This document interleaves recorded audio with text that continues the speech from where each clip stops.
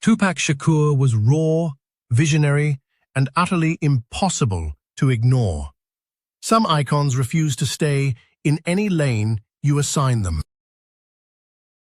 Marilyn Monroe turned her name into myth. David Bowie reinvented himself so many times that reinvention became his defining act. Proof that a brand can outlast any single version of the person behind it. Ray Stevenson brought gravity to every room he entered. Donald Sutherland spent decades proving that commanding presence needs no apology and no permission.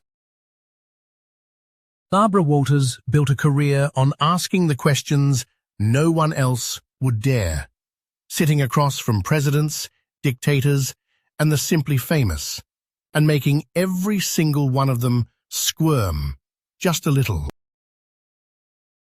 There is a building on Fifth Avenue in Manhattan that tells you almost everything you need to know. 68 floors of glass and steel, the name Trump stamped across the facade in gold letters large enough to read from Central Park.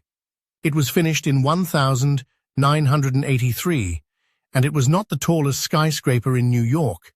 It was not even close. But it was unmistakably, aggressively, defiantly the loudest. That instinct to brand, to dominate the frame, to make the name the product, would carry Donald John Trump from a mid-sized real estate firm in Queens all the way to the Oval Office, and then back again, and then back once more. Born on June 14, 1946, in Queens, New York, Trump was the fourth of 5 children raised by Fred and Mary Ann Trump.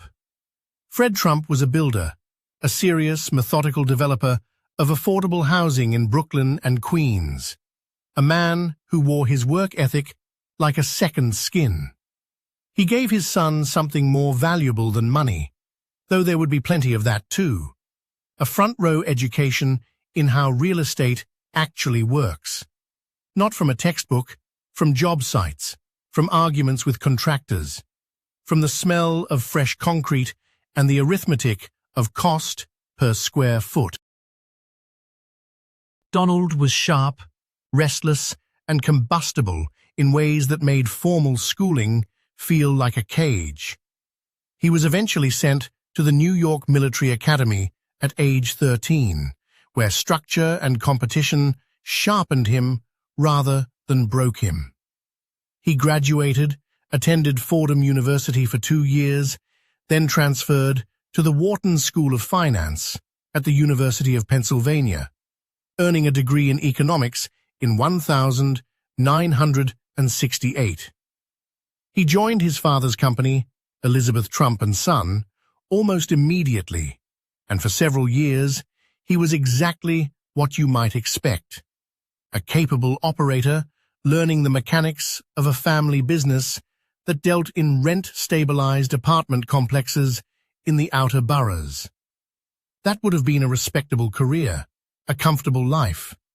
It was not enough. The pivot came in the early 1972 when Trump turned his attention toward Manhattan. This was audacious to the point of recklessness. Manhattan real estate was a different world, expensive, cutthroat, governed by old money and older relationships. Trump had neither. What he had was nerve, an almost theatrical belief in his own salesmanship, and a banker named Roy Cohn. Cohn, the ferocious attorney who had served as counsel during the McCarthy hearings, became Trump's mentor and lawyer, teaching him something Fred Trump never had: how to fight, loudly, in public, and without apology. The relationship was formative in ways that went well beyond legal strategy. Trump's first major Manhattan move was the redevelopment of the derelict Commodore Hotel adjacent to Grand Central Terminal. The deal was complex. It required a tax abatement from a city teetering on the edge of bankruptcy, a partnership with the Hyatt Corporation, and years of negotiation. Trump pushed it through. The Grand Hyatt New York opened in 1980. It was a hit, and it established something important. Donald Trump as a deal-maker who could make things happen in a city that had stopped believing things could happen. Trump Tower came next. He demolished the Bonwit Teller department store on Fifth Avenue, controversially using undocumented workers and destroying a pair of Art Deco friezes that the Metropolitan Museum of Art had hoped to preserve, and built a 58-story mixed-use skyscraper that became one of the most recognizable addresses in New York. The atrium was pink marble and waterfall. The condominiums sold to celebrities, executives, and foreign buyers. Trump himself moved in. The building was not just a real estate project, it was a manifesto. Through the 1,980 seconds, the empire expanded at a speed that seemed to defy gravity. Trump Plaza, Trump Park, the Plaza Hotel, Trump's Castle Casino, Trump Taj Mahal in Atlantic City, the largest casino in the world when it opened in 1990. He owned the New Jersey Generals in the USFL. He bought a yacht, a Florida estate called Mar-a-Lago, an airline he called Trump Shuttle. The name was everywhere. The brand was the business. But the business was also a debt machine. By 1990, the weight of that expansion had crushing. The Taj Mahal alone carried $675 million in junk bonds. The airline was bleeding. The real estate market had softened. Trump's net worth, by some estimates, had gone deeply negative, by as much as $900 million. The banks, holding paper they could not easily unwind, had to make a calculation. Let him fail, or let him restructure. They chose restructuring.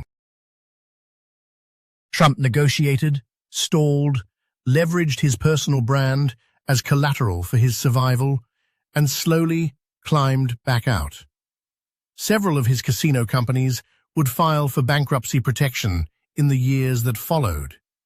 Chapter 11 reorganizations, not personal bankruptcies, a distinction Trump would draw repeatedly and not inaccurately. The difference between being destroyed by debt and surviving it, he would later argue, was knowing how to use the law as a tool. Critics called it irresponsibility. Trump called it leverage.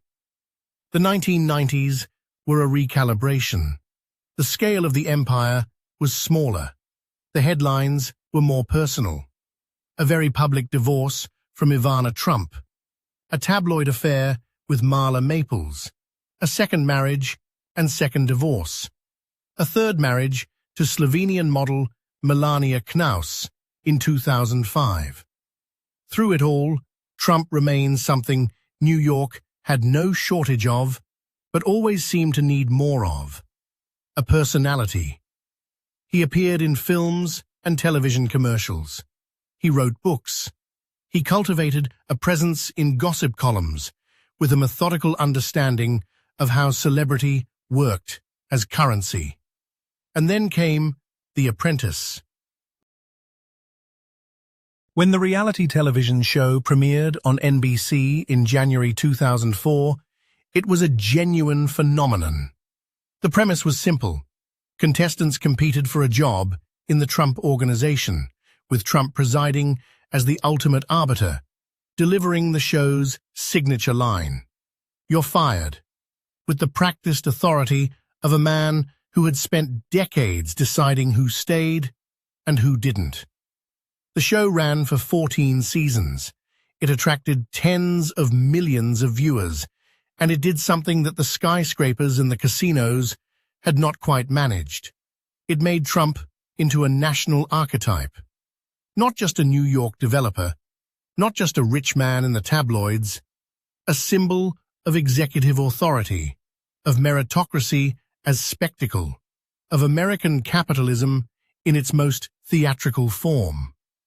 Whatever one thought of the image was real, it was consistent, and it reached living rooms in Iowa and Alabama and Ohio in ways that no Manhattan penthouse ever could. It was from that platform, not from political office, not from a party apparatus, not from any conventional path, that Donald Trump launched a campaign for the presidency of the United States in June 2015, descending a golden escalator in Trump Tower, with Melania at his side and delivering a speech that immediately shattered the conventions of political announcement. The speech was raw, combative, and structured around grievance. It was widely mocked. It was also widely watched. The political class misread the reaction of the people in the room and the people watching at home. They heard noise. Many Americans heard signal. What followed was one of the most improbable campaigns in the history of American presidential politics. Trump defeated 16 Republican primary opponents, one by one, in a process that seemed to stun the party's own establishment with each passing primary. He attacked, he branded, he dominated the media cycle with a facility that came naturally to someone who had spent 40 years understanding how attention worked. He won the Republican nomination. He won the general election. On January 20th, 2017, Donald Trump was inaugurated as the 45th President of the United States. His presidency was defined by disruption, in both the policy sense and the atmospheric one. The Trump administration withdrew from the Paris Climate Agreement and the Trans-Pacific Partnership, renegotiated NAFTA into the United States-Mexico-Canada Agreement, implemented sweeping corporate tax cuts through the Tax Cuts and Jobs Act of 2017, pushed NATO allies on defense spending in ways that were diplomatically unorthodox but produced measurable results, confronted China on trade with tariffs and pressure that no prior administration had applied at scale, and oversaw the fastest-growing economy in decades before the arrival of COVID-19 in early 2020. He appointed 3 Supreme Court justices, Neil Gorsuch, Brett Kavanaugh, and Amy Coney Barrett, a reshaping of the court that will have consequences for a generation or more. He was impeached twice by the House of Representatives and acquitted by the Senate both times. The 2020 election ended his first term. Trump lost to Joe Biden. He did not concede in the conventional sense, contesting the results in courts, losing the vast majority of those challenges, and maintaining publicly that the election had been stolen. The Capitol riot of January 6, 2021, marked the most turbulent conclusion of a presidential term in modern American history. The country remained profoundly divided about what had happened and who bore responsibility, and yet the story continued. Facing indictments on multiple fronts, federal charges related to classified documents at Mar-a-Lago, charges in Washington related to the 2020 election, charges in Georgia, and a New York case related to business records. Trump campaigned. He campaigned with an energy and an aggressiveness that his opponents repeatedly underestimated.